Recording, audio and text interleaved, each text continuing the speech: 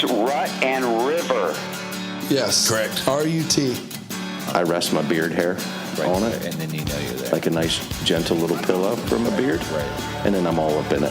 Oh. I'm like Kobe beef for sharks. Can I ask you, what made you guys call me up about, well, this? That's what tickles our fancy. Exactly. Okay. Thought the Rocky Mountains would be rockier. John Denver is not accurate. Man. A guy like you, who has absolutely no clue, and I can hear it in your voice, that, I mean, you're a blank canvas. I mean, I can just start with you like from scratch. You're going to tell me, a grown man, you're telling me what lure to use and how to fish? You guys didn't snap your whopper plopper off either, though. Sorry, I blew up over that. Good evening, everyone. Welcome to another episode of the Rut and River Pursuits podcast. I'm Kyle, and tonight gathered around the Sonic campfire with me, we have... I'm Steve. I'm Will. Hey, I'm Ryan. Guys, we have another awesome guest on the line tonight. We do. Yeah. Another What do you guys got? waterfowl guru, per se. You ain't kidding. That's an understatement there, Yeah. Bobby. Tonight, we have Joey Gauthier with Revelation Outdoors, who also produces a series called Passion of Pursuit. How you doing, Joey? Good, man. How are you? We're awesome. Don't sound so happy. Contain your excitement. I am over the moon. That's Bro, awesome. You just don't understand. Yeah. No, I appreciate you joining us tonight. Yeah, I appreciate you guys having me. Really, thanks. Will, how did we find Joey? Joey came to us via Gerard, who we just had on the show last He was week. just on. Yeah. Yeah. And it wasn't very long that I started. I'm like, we get some requests from time to time, and I kind of, we'll get him on. Yeah, no big. And I started looking over the stuff, and again, it's just one of those things. You can't put it down. I don't know how I missed this Instagram account. Yeah. But as soon as you turn me on to it, I could not stop scrolling through these pictures. Nope. I mean- binge watched every episode of Passion of Pursuit. Is that right? Yeah. In the last... Joe, day. you're on to something here with Oh, man. with your Instagram That's nice account. of y'all to say. I appreciate that. But you can see that there's a different level. Everybody has their own way of taking pictures and stuff, but they're doing some really cool stuff. Oh yeah, it speaks for itself when you start looking at some of the images that are on here. And honestly, to call the show that you guys are producing is called Passion of Pursuits, and honestly, the passion part, it speaks for itself when you start looking at the imagery. And then of course when you watch the videos, it comes across really evidently also. Sure. But just some of the still images that you got on the account, it's amazing. Oh, thank you. I appreciate that. Joey, give us a rundown of Revelation Outdoors, if you could. Yeah. So, Revelation Outdoors is a waterfowl ministry. December 11th of 2010. I was about 40 years of kind of a religious person. And look, guys, we're going to talk about some things, and I'm not one of these religious guys that, beats on a drum and beats people in the head with the Bible and say, Jesus is the way, turn or burn. But there are things that happen, especially if you're a waterfowler, if you hunt whitetail, whatever it is, you see things that only point to one place.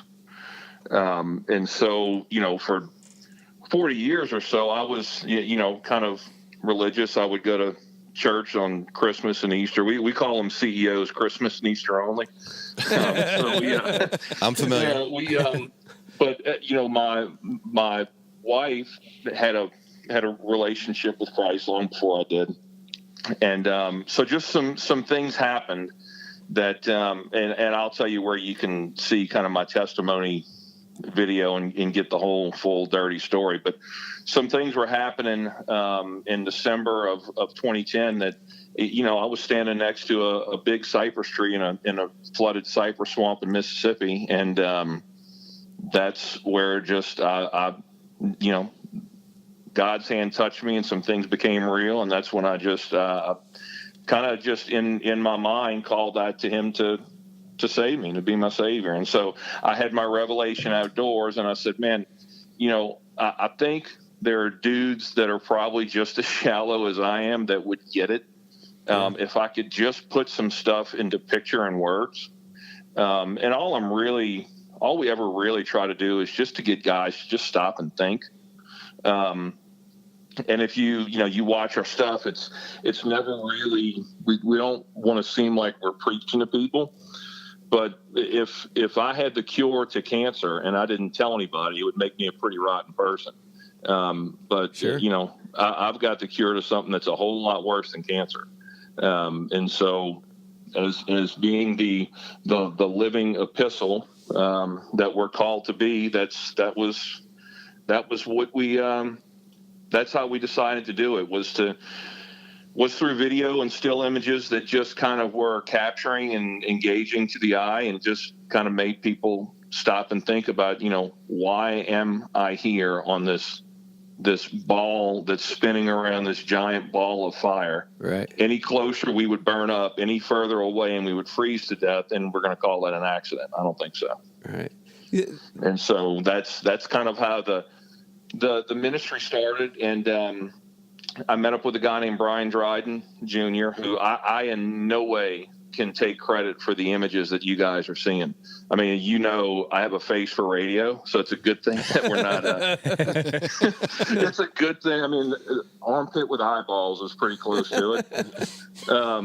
But Brian owns Motion Culture Media, which is that's who does all of our production work, and he's a believer like I am, and uses his gift behind a camera.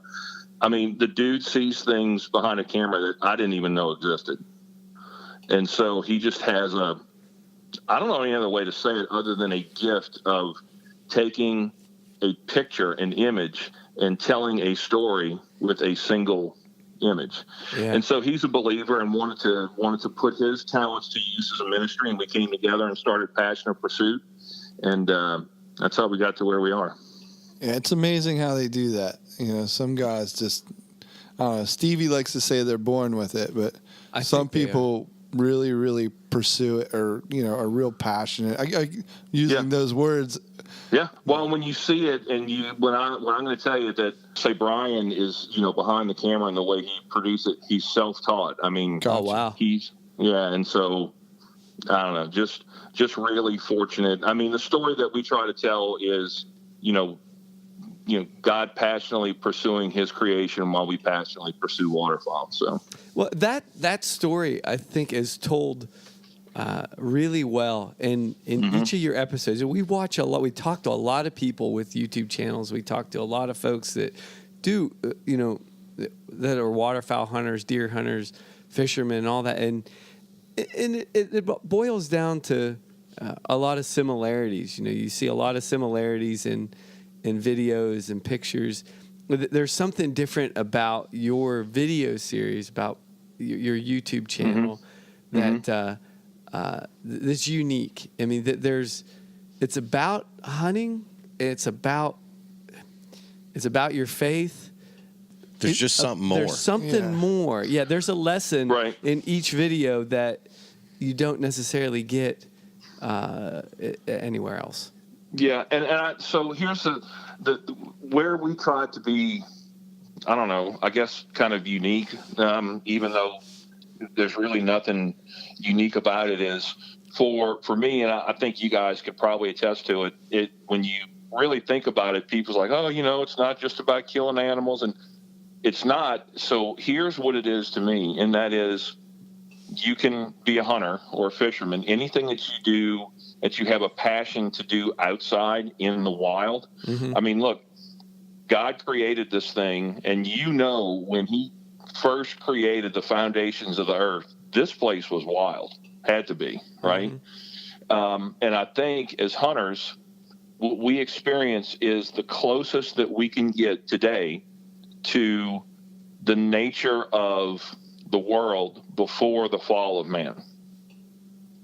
It truly is. I mean, when you're sitting up in a deer stand and you are the only tame thing around for miles. It's as close as you could get to how God ultimately and originally created this thing. And you get to watch it almost in slow motion, as that light starts to break and things do start to wake up. Because not only are you the only tame thing, but you're the only thing awake in some cases, right. At the very beginning of a sit. It's right. Yeah. It's kind of cool to experience. Yeah. I mean, ultimately somebody will say, and it's, if they're hunting with me, especially if we're, miles deep in the timber, they'll say, how can you look at this and say, what do they say? How can you look at this and say what? There is no God, right? Right. And I say, well, it's funny. Romans 1:20 says that you can't. So, and they're going to get a quick, down and dirty. I can give them the version of the gospel in about 1 minute and 20 seconds, and they have to listen because they don't know how to get back to the truck. So, but in all honesty, you're not going to. One day we're all going to stop breathing and reach room temperature. And I think that the clinical term is dead, but we're all going to, and so I just want to make sure that no one's going to get there and say, I didn't know, nobody told me. Right. Now, what you do with it after that is up to you, but that's it. do you have a background? I mean, you narrate all these videos, right? I do. Is this scripted? Or is this just like coming from your heart as you're watching this? No, I mean, Brian will take, so many, I look for like a 5 to 6, 7 minute, which most of the stuff that we produced originally for Carbon TV, and we did like 7 or 8 minute videos because, the metrics say that's what people will watch all the way through, and that's what gets watched over and over again. We've changed our format some from there, but Brian will have, hours and hours and hours of footage that we try to put together just the way it happened. I mean, if we don't pull a trigger, we're going to show you, and we didn't pull a trigger. Yeah. But then we'll look at it, and I'll watch it, and we'll just kind of talk about what happened, and we'll write some notes down, and I'll do the voiceovers for him. Yeah, it's a different story where you're not talking about the guns you're using, the ammo you're shooting, what kind of camouflage you're wearing. None of that. It's more, the actual.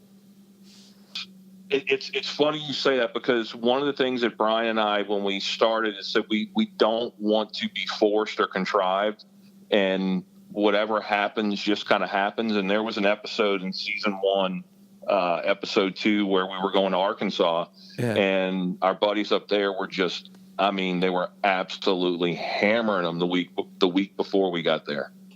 And so, Brian and I got together, and, we're going to get this shot and that shot. Then I want to get a shot of this and a shot of that. And of course it warmed up to 70 degrees. And I think in 4 days we might've killed 3 birds. Wow.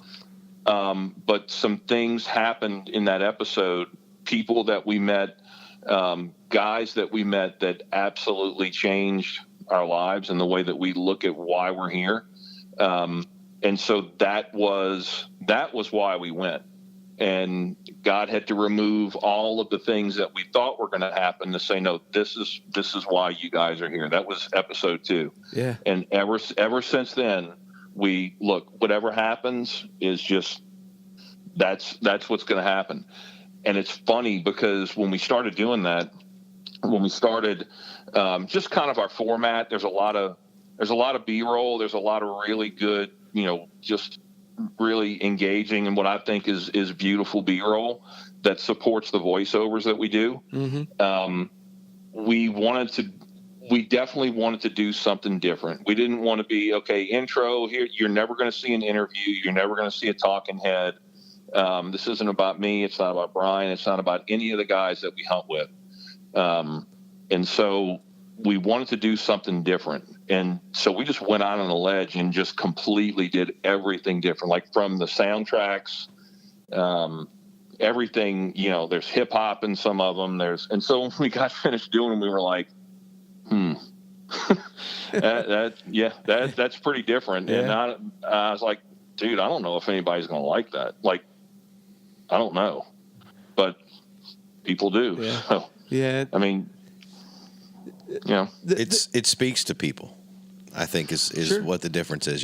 There's been and I hope it continues, but there's been a change in the trends in the industry, whether it comes to just YouTube videos or the actual shows on, the channels that are out there. Right. There has been a change in the focus, and the focus is shifting off of the kill onto the experience. And then what you guys are doing is you're adding another flavor to that experience. And, if everybody continues down this path, what I think we're going to start to see is the more people who can witness the experience, and that you can bring A, into the outdoors, and then in your case, B, straight to God, it's going to help. And the industry as a whole is going to benefit from it. Yeah.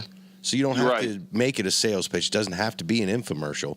Get people interested, get them outside, and everybody wins.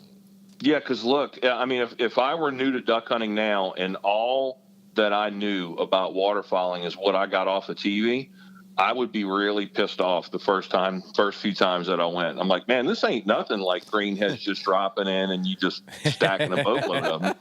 Nobody told me I was going to freeze my behind off, and nobody told me that like this was going to suck because you sink in the mud and your gun jams and nothing flies, and So you're right. If the trend continues and they focus more on the experience itself and why you're in that place in that time, the industry will benefit, because then your expectations have been tempered to focus more on the experience itself and not just how many birds are you carrying out of the woods. Yeah. Not everybody has a goose NATO. Yeah. Dropping Yeah. Right. Now, don't get me wrong. I mean, there's nothing more that I like in the world than taking a greenhead's head off at about 10 yards. Please do not misconstrue what I'm saying. Right. But if it happens, great. If it doesn't, great. There's another reason why I'm there. So yeah. Can you talk a little bit about the group of guys that you hunt with? Oh man, that in itself has been the biggest blessing of all time, because we've kind of established and we don't go like we hunt with one outfitter who doesn't even, I mean, it's just like a funsie hunt for him, which is very different too from a lot of stuff that you'll see, aired on networks. This is just like, we're just a network of friends that we just happen to be separated by hundreds and sometimes thousands of miles. Wow. But I mean, from guys down here in Southeast Louisiana, guys like Mike Herman, you go to Arkansas, we've got guys like Matt Robertson in Arkansas, Wade Dixon and Taylor Tracy in Texas. And then you get to Kansas with Travis Sipe and guys like Ronnie Kondo and all the way up to Saskatchewan in Canada, guys like Kyle Hawk. I mean, we're just friends. We're just normal dudes that get together and hunt. Yeah. And so that in itself has been, it was actually what wound up being the lesson of the short film that we just finished filming, which we can get into in a little bit. But, that in itself has been, we the whole time were pursuing ducks, we thought, and what we actually wound up pursuing and capturing is just relationships with other men. Right. And that's just been the biggest, the greatest blessing of the whole thing. Well, I hate to say this, and I might be going out on a limb, but we always say on our podcast that you have 7 new best friends here in Pennsylvania. And, I'm not sure if you can have room for us or what, but that's right on, bro. That's but what we happens. just invited ourselves in, so tell the other guys. Tell them we're coming. We're coming. Right on. As far as Revelation Outdoors goes, I say I'm the founder, but I'm nothing really. They've got, Brian Dryden does all of our video work, content creation. He's the guy that says, nope, stop, do that again about 50 times with a red camera in his hand. Those guys are ridiculous. Yeah, he he is in more ways than one. But we've got, but because our mission is really to speak at different church groups and get in front of as many men as possible. So whether it be wild game dinners, that's really what we sought out to do. We didn't set out to do short films or waterfowl films or anything else. Our whole goal was just God use us and put us in front of men to tell them what you want us to tell them. And so we've got, kind of a team of field pastors, Lee Green here in Baton Rouge, Matt Robertson in Arkansas, Neil Watson in South Carolina, who's a pastor, or North Carolina rather, who's a pastor. And so it's just a nucleus of guys with a focus on, look, man, it's not about religion. If you think this thing is about religion, you are missing it completely. Religion gives you probation, and what we talk about is salvation, not probation. You can never be good enough. You can never work for it enough. You can never earn it. You can't pay for it. What my book says is, do you believe? And if you do, then you're good to go. Yeah, well said. Very cool. Mic drop. Yeah. I think we're all just trying to let that sink in. Yeah, once in a while, there's one of those profound statements where we just gotta take it in. We just all look around. Give us a second. Dang. So yeah, it's good though that you were able to, move beyond focusing on just going to those the wild game dinners, and going to a church banquet and sitting down and talking to those guys. And the reason I say that, and maybe this is the reason why you're at where you are. On this podcast? The men who are sitting, yes, exactly. But the men who are sitting around at those dinners and that are at those church gatherings that are going to listen to that message, those are folks who are already wanting to hear the message. They're folks that are already there. But what you guys have done is you've sort of touched on I don't know, for lack of a better term, a market maybe, where you can show these experiences which are just awe-inspiring to everyone. And now you're going to reach people who didn't even know they wanted to hear the message. Yeah. It's funny you say that because as engaging as the video content or the still content is, what we actually see and sense with our God-given senses, what you're able to see and smell and taste and touch and just sense is so much more rich than what you'll ever see on a computer screen or on a YouTube channel or anything else. And it's funny because a lot of times when we speak at churches, a lot of those guys there do have a relationship with their creator. But in one church that I spoke at in Iowa, they brought some of the trustees in to set up this big room. And they said, you can stay for the meal if you want. And so a lot of them stayed, some of them left. And my prayer always before I speak is just, God, just put one person in front of me. Just one. I mean, we don't have a tremendous amount of followers on our YouTube channel. I don't care. If just one person watches that and go, I never thought about that like that, then we're good. Like we have accomplished and so, that night I spoke about what Jesus said. He said, come to me, all you who are weary and heavy and heavy burden, and I'll give you rest. And towards the, of course, my phone's going to beep while I'm telling the story. But towards the evening, this guy walks up, long hair, you could tell that the dude was an addict. Yeah. All right. Because it was a rehab center that sent these guys in to set up. And so I'm standing by my table and I'm like, okay, I mean, you asked for it. Right. And so the guy walked up and he said, hey man, can I talk to you? And before I finished, I said, I promise you, I will be the last one here tonight. If anybody has a question, that's why I'm here, is to talk to you. And the guy's like, man, did you mean that what you said? I said, it wasn't me. I mean, the creator said that. I just relayed the message. He said, well, I'm tired. He goes, I'm tired of not knowing if tomorrow is the day that I'm going to OD.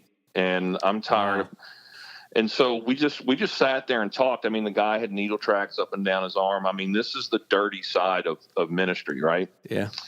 And so invited him to the church. I preached the next morning, and he said, well, I'm going to be there. Now, in this Iowa town, there's like the early service where the farmers have been up since like 3:30 drinking coffee, getting ready to go to church. And then there's the contemporary service at like 9:30 or 10. And me being, me, I said, man, I hope this guy comes to the later service, because I don't know like how these granny ladies are going to take. I mean, this dude was like, he was the real deal, right? Mm-hmm. And doors opened up at like 7:00, and he's the first one there. I'm like, okay, here we go.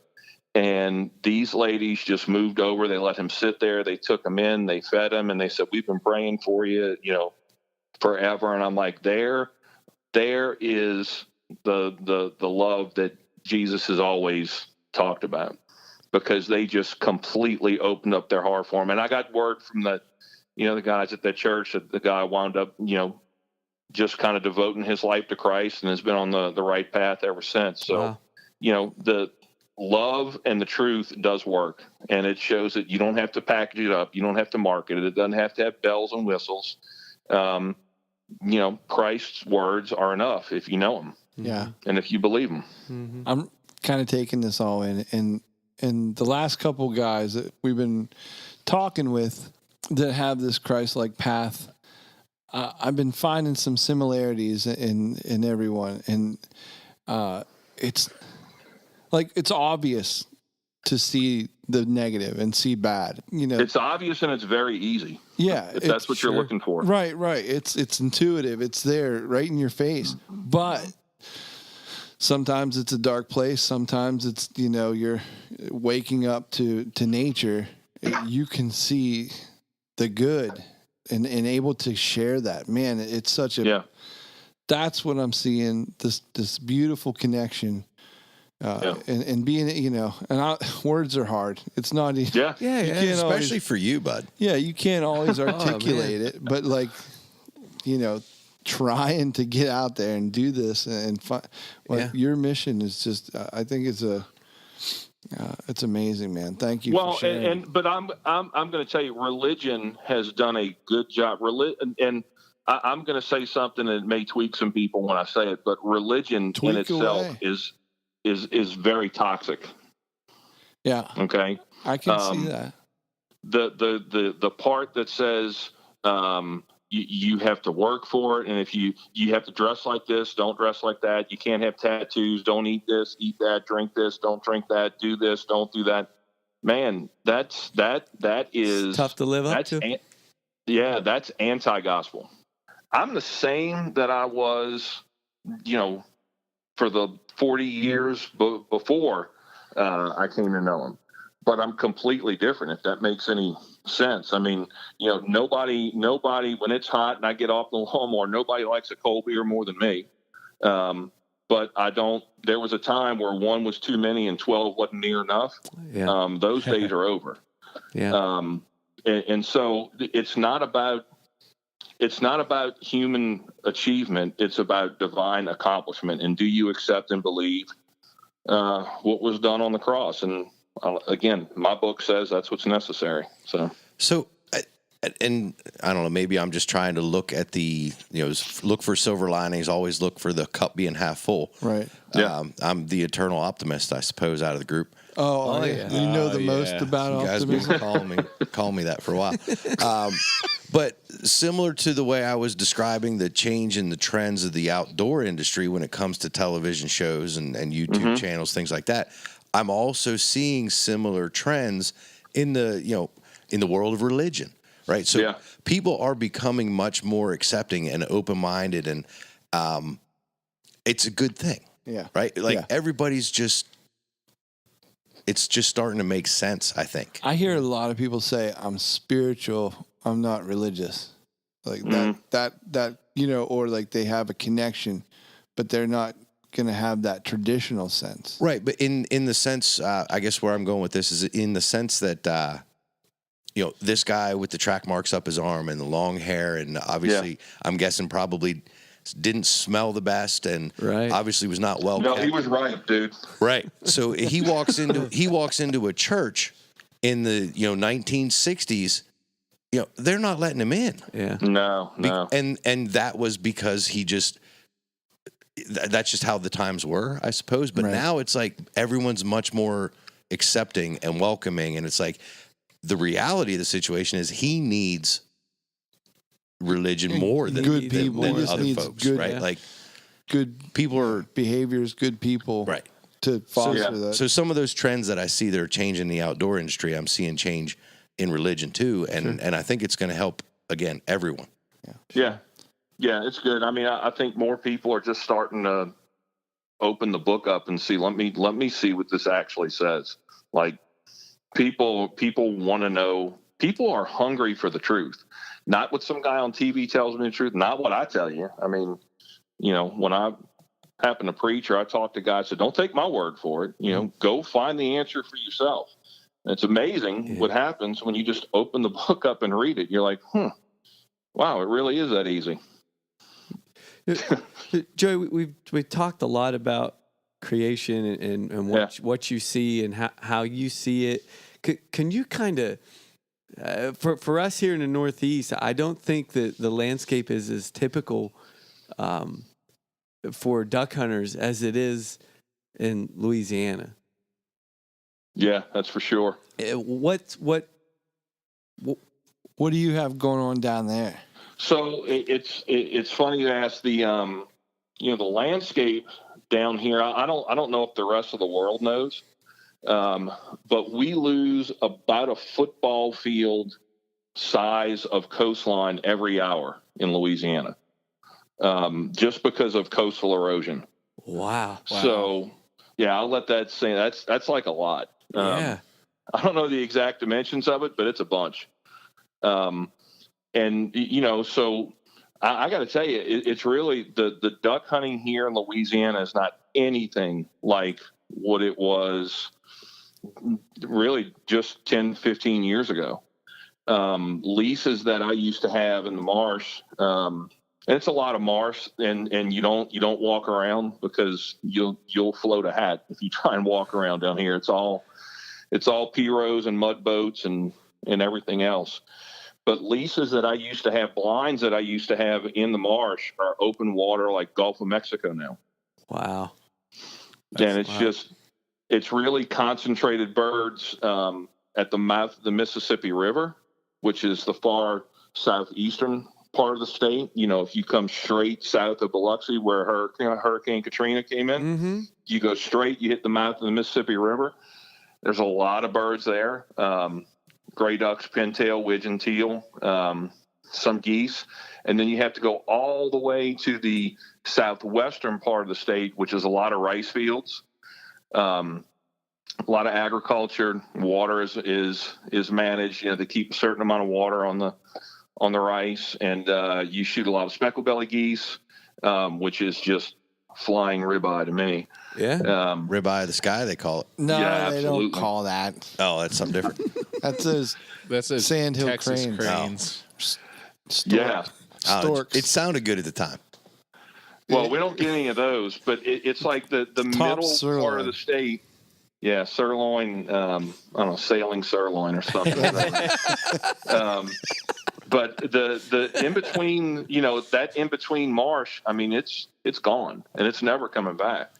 And so you get a lot of salt water further north than you ever did before. That changes the vegetation, and it's really altered the flyway. So the hunting down here is not anything like what it used to be just 10 years ago. It's good for the fishing, though, right? Oh man. Yeah, Different. we got the market cornered on good fishing. Oh man, That's why we wanted to be your friend. Yeah, well, dude, you just get in the truck and it's right about now. But it's hard for me to say if I like it better or not. But a close second to skull shooting mallard drakes is tossing fly lines to tailing redfish in the marsh. I mean, it's like I said before, there's nothing more pure. It's like poetry when that perfect fly line lands right in front of a redfish and he eats it. Yeah. That'd be cool to watch. Yeah. Come on down, man. I'm looking forward to it already. Yeah. How about it? Is that all year round? Oh, yeah. Is it? Oh, yeah. The fishing. Yeah. Yeah. The Yeah, and redfish. right now it's good. You know, it gets so hot in the summer. A lot of our redfish that we chase are in probably 2 feet of water, maybe 2.5. So it's really shallow stuff. Yeah. When it gets super hot, the water just doesn't have the oxygen in it that it does when it's cooler, and the water gets really clear here in the winter, so you can see the fish that you're targeting, and that's sweet. That just adds a whole nother dimension to. And our fish are just so big and stupid and fat and aggressive that they'll hit anything you put in front of them. So you're sight fishing big, fat, stupid, aggressive redfish in super clear water on the fly. Roger that. There's absolutely nothing about that sounds bad. Nothing better. About that sucks at all. Not at all. Well, here's a ignorant Yankee question, maybe that could help something suck about this. Go on. Do you got to deal with any gators? Yeah, I mean, I'm out. That was a long pause. No, we can take you hunting for those. We'll take care of those. No, I'm back during in. They don't really bother you. They don't. They don't really bother you. I disagree. No, they bother me greatly. No, honestly, I'll tell you, they're way more afraid. A lot of times you don't see them unless you're really far off, because they don't want to have anything to do with a boat or a person, or like they're really, really skittish. Right. And that's what people in Alaska say about grizzly bears to everyone who's not from Alaska. But guess what? I don't want to have to go face to face. If you go into the woods in Alaska smelling like a donut, you're going to have problems. And how else do I go into the woods then? I just don't know what to do. No, the good thing is you can outrun a gator in a boat. You just got to outrun your friend if you're being chased by a grizzly. But yeah, now I tell you, in all honesty, when you do have to worry about them down here is during teal season, which is in September. Everything is still really, really warm. And we typically do not hunt with dogs, retrievers during teal season. The water, like I said, the water we're hunting in is really shallow. So it's not like Shark Week or anything where they're going to come, but it's something you got to keep in mind. I would imagine you got to be aware of it. Yeah. Yeah. What's your season like down there? What it's 60 days, right? For ducks? For ducks, yeah. Yeah, it is. So we get 16 days of teal season in September. And that usually runs from the middle of September through the end of September. And then around middle of November, there's 3 different zones in Louisiana. There's north, there's central, and there's the coastal zone. And those typically open at different times and close at different times.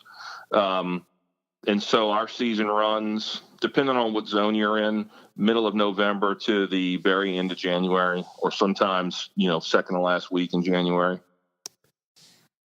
That's a good season. And to be honest with you, if we didn't have gray ducks and teal, we wouldn't have a duck season down here. Makes sense. Because they just, and especially, where if somebody said you can only hunt one place for the rest, it would be flooded timber in Mississippi. Period. Hands down, no place else. I've always wanted to do that. Like, that is not something we have around here. And if we do have it, please call Rotten River Pursuits, or hit Love me up. to know where it's at. info@rottenriverpursuits.com. Oh, this is the summer for it, though. We got flooded timber everywhere. Still right now. No, I know, but not for duck hunting. Yeah, it's something that I always wanted to do, and that looks like. It looks amazing. Amazing, yeah, beyond fun. Well, what type? Watching birds break down through trees and knock branches off and run into each other. And the thing is, once you get them down below the canopy, they're all dead, or you run out of bullets, one or the other. Wow. Right, and they're sometimes sounds like a win-win. And they're dropping. Yeah, it is. They're dropping on you. I mean, you're not that far away. Yeah. Nah, 10 yards. Yep. You're running boats back through there, right? Yeah, honestly, yes. But one of my favorite spots to hunt is a public. It's public land. Yeah. And it's walk-in. I mean, you take 4-wheelers down a gravel road, and then no ATVs past this point. You bump up to that sign, and then you get off. And my favorite spot is about a 1.6 or 7 mile walk. Noted. Wow. But you're not walking in the woods. I mean, it's sloughs where you're walking on dry ground, like you're walking to a deer stand. Okay. And then you jump off when the land stops. That's when the duck magic begins. It's where we filmed our very first episode of season 1. Okay. So if you've seen episode 1, season 1, you've been to that spot. I think there's a part in season 2 where you're in a boat and you kind of jump over some. Yeah. I jumped the beaver dam, hit a little quick, and almost killed Brian. He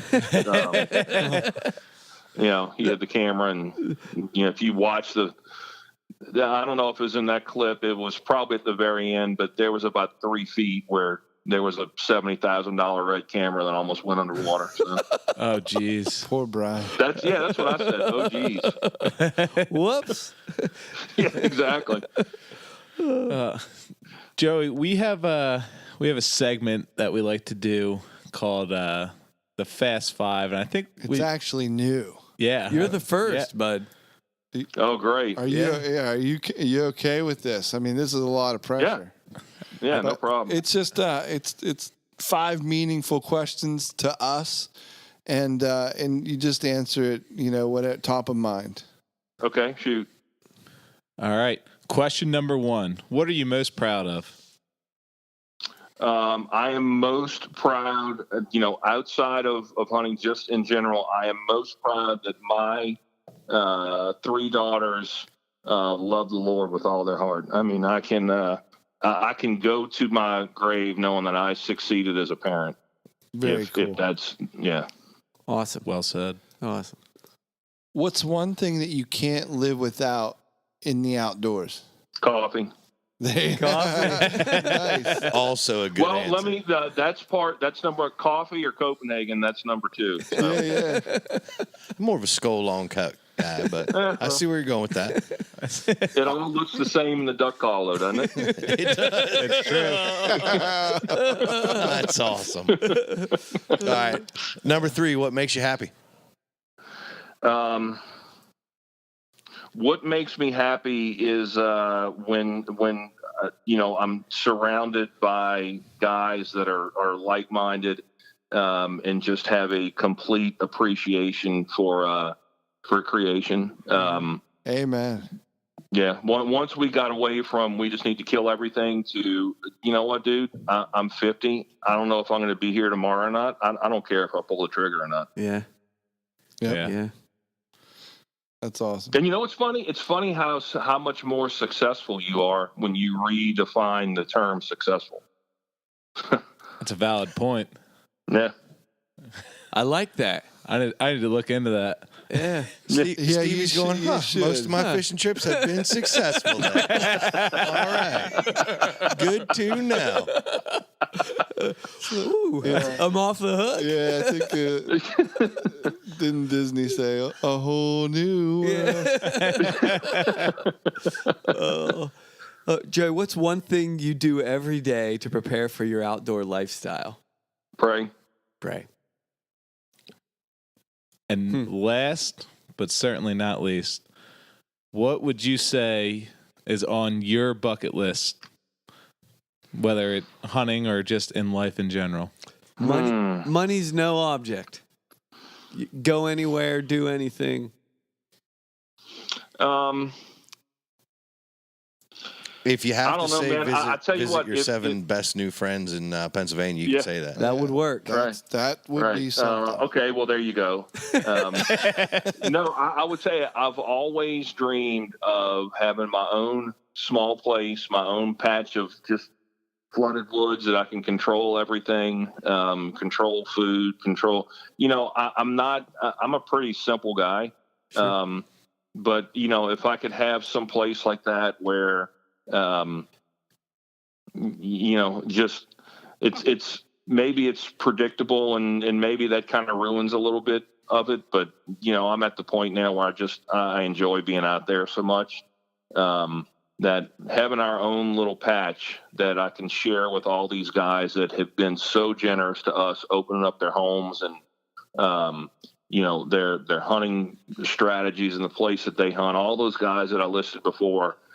If I had a place that I could bring them all in for a weekend and we can just chill and be dudes by a fire, and maybe shoot a bird or two the next morning, that would be awesome. Yeah. And you guys would be there too. So well, that sounds perfect. That's the best bucket list we've ever heard. Yeah, we talk about. That's funny because we talk about that a lot about us.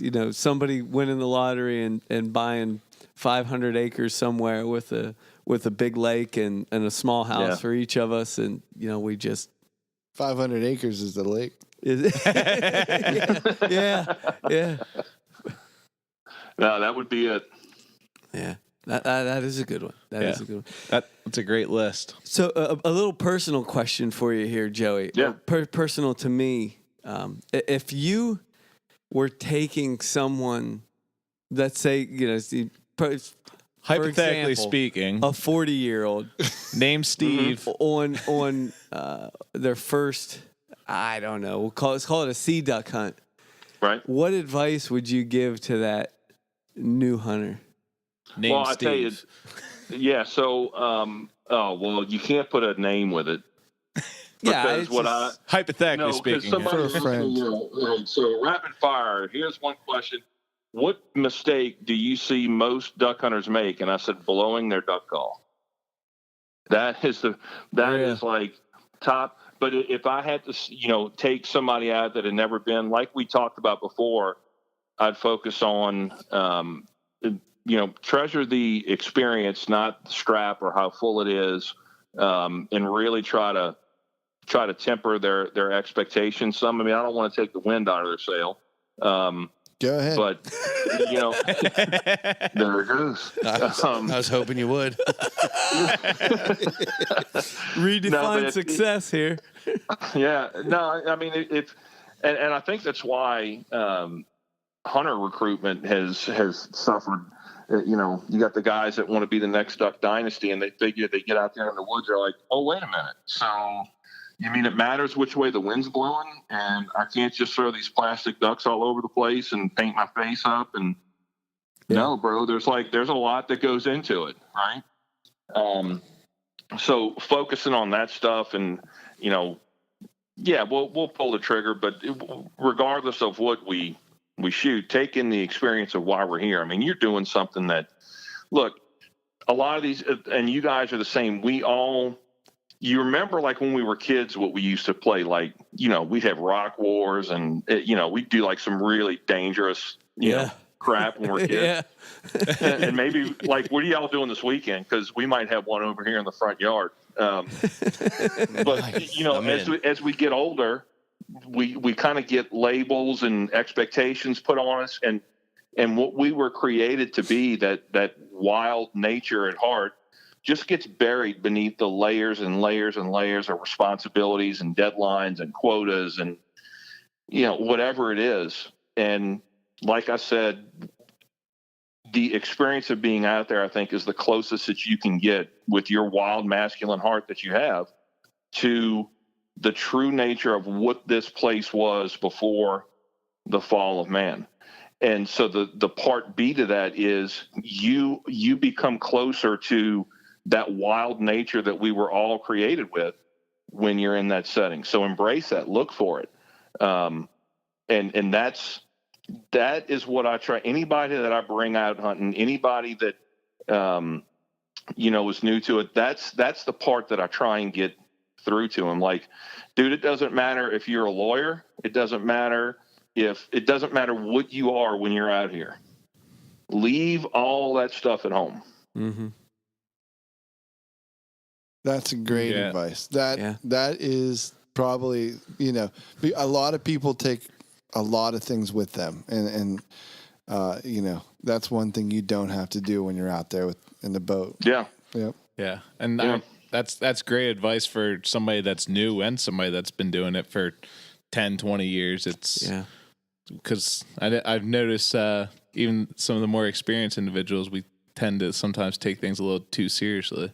Yeah. I mean, we have limited time. We have different things that put pressure on us. And I mean, that stuff's going to be there for you when you get back to the office Monday. That don't worry. There's going to be more than tomorrow will take care of itself. Just appreciate why you're there in the moment and leave all the labels and titles and responsibilities and, bring your cigars, act like a man. Nice. That's what we're created for. Well said. Oh, act like a man. If that's not the title of this episode, Will, shame on you. I love it. Yeah. No, it's probably not. Well, that's but still Ryan's revelation right there, I think. Well, that's actually in scripture. Be strong, act like a man. Yeah. Which one's that? I want to throw it at him every once in a while. No, I'll give it to you. It's in Corinthians. I'll have to look up the exact verse, but that's Paul telling the guys to be watchful and act like men. Act like you were created to act. I love it. Thank you so much. It was the Apostle Paul, not me, bro. But Joe, unfortunately, it looks like we are right up on our time here. Okay. But for everybody who, similar to me, who hasn't already found you on Instagram, what's the best way to follow you? Make sure you throw out that Instagram account and any other way we can keep track of what you got going on. Yep, it's at passion_of_pursuit. If you just do a word search under Passion of Pursuit, it'll pop up. Facebook is the same way, and our YouTube channel is the exact same way. Pretty easy. Passion of Pursuits. Awesome. Well, Joe, you're absolutely doing what you were born to do, and we appreciate you sharing that with us tonight. Right on, man. This was awesome. A lot of deep stuff, and as the last few episodes we've gone. We put our waders on. We put our waders on. Yeah. Well, we call that Deep Thoughts from Shallow Minds. That's the title. Yeah, that's the title. There you go. I knew we would come up with it before, bro. Yeah. Thanks, Joe. We appreciate it. Yeah, thank you. Hey, man. Appreciate it, buddy. No problem. Y'all have a good night. You too, buddy. Thank you. You too. Yeah. All right, Ryan, wrap this up. Where can they find us? Well, they can always find us at rutandriverpursuits.com. And, of course, the podcast itself, always available on Spotify. I love Spotify. I thought you guys were going to go Spotify. Yeah, I was just waiting for it. And, of course, on Apple Podcasts. Oh, yeah. Podcasts. And then, of course, don't forget, check us out on Twitter, Instagram, and Facebook. Don't forget to swing by our YouTube channel. You can catch all of the podcast episodes there as well. Rut and River Pursuits Podcast. Hey, if I'm hungry for jerky, what should I do? I would go over to mfjerky.com. They're running a killer deal right now. It's that time of year. Shing, shing, Season of giving. Deck the halls with boughs of jerky. Fa la la la la la. It's Rutmas. It is Rutmas. Rutmas 30. Right? So if you're going to go, hop on the website, mfjerky.com, type in the promo code Rutmas30, get 30% off the entire website. Entire website. Including the coffee? Including the coffee. I'm going to go get some of that roasted pecan coffee. Get you some. I'm going to get it. All right, guys. Peace, guys. Later. See it.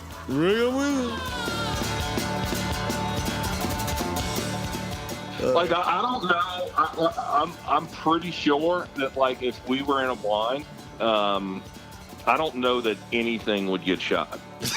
Not at all. Because you get shot at, know, not shot at, but I don't know. Man. Not shot. Obviously, have way too much fun. Yeah. Passionate pursuit. How's it going, Joey? Good, man. How are y'all doing? Hang on one Start second. introducing me. You said passionate pursuit. Yeah, Yeah, I did. Oh, Kyle. I misread my chicken scratch. Right to the end, you had it. Just pick up where you live. Yeah. You don't have to start it. Passionate. Tonight on the line, we have Goey Joe. Oh, geez. We have Gooey Joe Ches. You guys Right got. to, Here's where it falls apart, Joe. Nope. I'm a man. I work well under pressure. Me too. How much? ready to say that. How much time you got, Gooey Joe Ches? Tonight we have Goey Joe Ches. All right, tighten here it we up, go. bud. All right, Tighten it all right. up. More of a skull long cut guy, but I see where you're going with that. It all looks the same in the duck call, though, doesn't it? It's true. That's awesome. All right. Number 3, what makes you happy?